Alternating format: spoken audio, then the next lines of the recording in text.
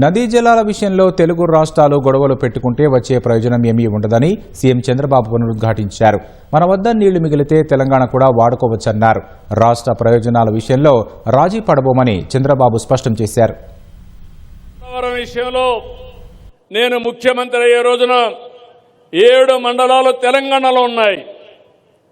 ఆ 7 మండలాలు తెలంగాణలో ఉండుంటే ఆనాటి ప్రభుత్వం ఒప్పుకోకపోతే పోలవరం కట్టే పరిస్థితి లేదు.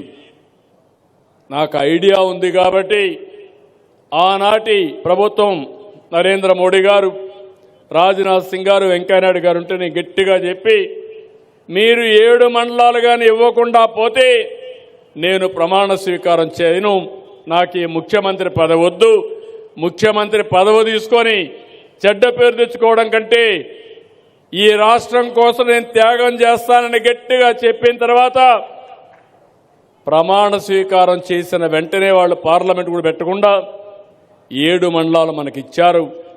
అది ప్రారంభం. పోలవరం పూర్తి చేయడానికి శ్రీకారం. విశాఖపట్నానికి కృష్ణా నదికి ఎన్ని నీళ్లు కావాలంటే అన్ని నీళ్లు ఇవ్వడానికి అవకాశం వస్తుంది. అక్కడి నుంచి వంశధార తీసుకెళ్తాం, ఇక్కడి నుంచి నల్లమల సాగర్ తీసుకెళ్తాం. ఎందుకు అనవసరంగా తెలుగు జాతి మధ్య విద్వేషాలు పెట్టుకుంటాం? నీళ్లు సముద్రానికి పోతున్నాయి. ఇప్పుడు పెద్ద వీరుడు బయలుదేరాడు, రాయలసీమ లిఫ్ట్ ఇరిగేషన్ అంట. నీళ్లు కావాలన్నా గొడవలు కావాలంటే మాకు నీళ్ళొద్దు, గొడవలే పెట్టుకుంటామనే రకం వీళ్ళంతా. నేను ఒకటే చెప్తున్నాను, నాకు కావాల్సింది గొడవలు కాదు, నా జాతి ప్రయోజనాలు, తెలుగు జాతి ప్రయోజనాలు, నన్ను ఎన్నుకున్న ఆంధ్రప్రదేశ్ రాష్ట్ర ప్రయోజనాలు ఎట్టి పరిస్థితిలో ముందుకు తీసుకుపోతారని మరొక్కసారి హామీ ఇస్తున్నా.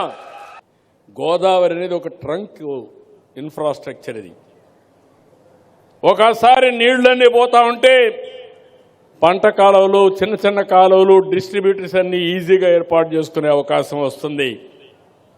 ఈ ప్రాజెక్టు పూర్తయినాక నదులు అనుసంధానం చేసుకుంటే ఆంధ్రప్రదేశ్ రాష్ట్రాన్ని మించిన రాష్ట్రం ఏది ఉండదు.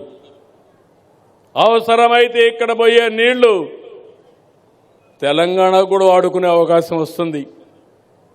గొడవలు పెట్టుకుంటే వచ్చే ప్రయోజనాల కంటే గొడవలు లేకుండా అందరం ఉంటే ఇవన్నీ కూడా ముందుకు పోయే పరిస్థితి వస్తుంది.